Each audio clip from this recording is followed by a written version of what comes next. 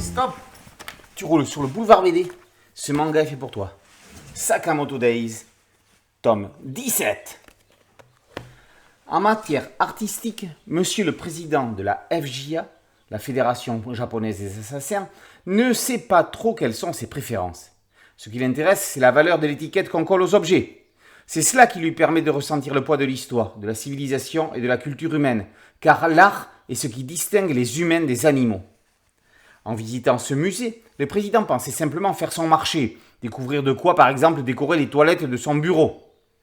Il ne se doutait pas que le groupe de Slur allait contraindre un exécutant, en la personne de Mafuyu, transformé en bombe humaine pour tenter de l'éliminer.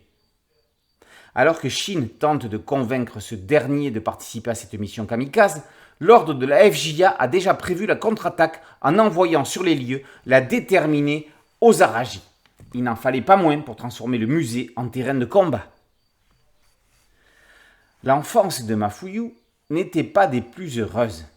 Alors que son père rêvait de faire de son frère et lui des assassins de premier rang, lui n'en avait aucune envie. Entre maniement des armes et entraînement nocturne en montagne, il était quand même en admiration devant l'inventivité de son grand frère Natsuki, qui rêvait de devenir armurier professionnel. Un jour, le père décida d'envoyer Mafuyu se former pour devenir un membre de l'ordre dans un établissement de la FJA, maquillé en orphelinat. Connaissant le peu d'appétence de son frère pour ça, Natsuki prit l'initiative d'y aller à sa place, une fois qu'il aurait son diplôme en poche, renonçant à son rêve d'armurier. Depuis ce jour, Mafuyu est déterminé à ce que son frère n'abandonne pas son objectif. Il veut se débrouiller pour intégrer l'ordre avant lui.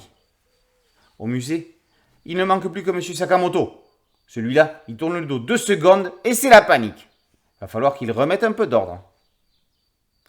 Issu du Weekly Shonen Jump, Sakamoto Days figure parmi les meilleures ventes au pays du soleil levant. Pour sa première série, le jeune mangaka Yuto Suzuki ne pouvait rêver mieux. Sakamoto Days est devenue l'une des séries phares du manga à l'international. Les produits dérivés, t-shirts et autres goodies se multiplient. La série animée, diffusée en France sur Netflix, contribue à son aura. Dans un esprit on ne peut plus fidèle au manga, les 11 épisodes disponibles sont extrêmement bien réalisés.